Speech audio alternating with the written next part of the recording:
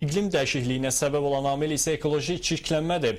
Hər il monitorinq aparılan müşahidə məntəqələrindən əldə olunan hesabat açıqlanıb. Məlumata görə ekologiyaya ən böyük zərbə yenə Bakı və Sumqayıt şəhərlərindən gəlib.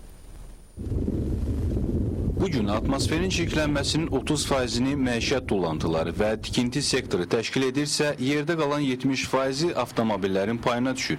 Ekologiya və Təbii Sərvətlər Nazirliyinin Ətraf Mühit üzrə Milli Monitorinq Departamentinə verilən məlumata görə ölkənin 8 iri sənaye şəhəri olan Bakı, Sumqayıt, Gəncə, Mingəçevir, Şirvan, Naxçıvan, Lənkəran və Şəkidə yerləşən 26 müşahidə məntəqəsində mütəmadi olaraq monitorinqlə keçirilir. Hər il olduğu kimi ən çox atmosfer çirklənməsi paytaxt Bakıda və ən iri sənaye şəhəri olan Sumqayıtda qeydə alınıb.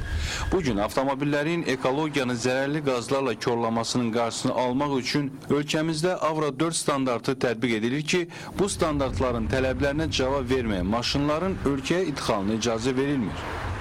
Yanacağın tərkibi nə qədər standarta uyğun olarsa, normaya uyğun olarsa, onun tam yanma prosesi də mükəmməl gedər. Digər bir tərəfdən mexanizm saz olanda təbii ki, o yanma prosesi də tam başa vurur. O da demək olar ki, 3 dəfə, 4 dəfə havaya atılan tullantıların miqdarını azalır. Yəni tam yanır, məhv olur. Artıq o tullantı kimi atılmır. Yoxlamalar zamanı yalnız Şəki, Naxçıvan və Lənkəranda atmosfer qatının çirklənməsi norma daxilində olub. Ekoloqlar atmosferi zərərli qazlardan qorumaq üçün ən effektiv vasitə olaraq yol kənarlarında ağaclar əkməyi və mövcud yaşıllıqları qoruyub saxlamaqda görür.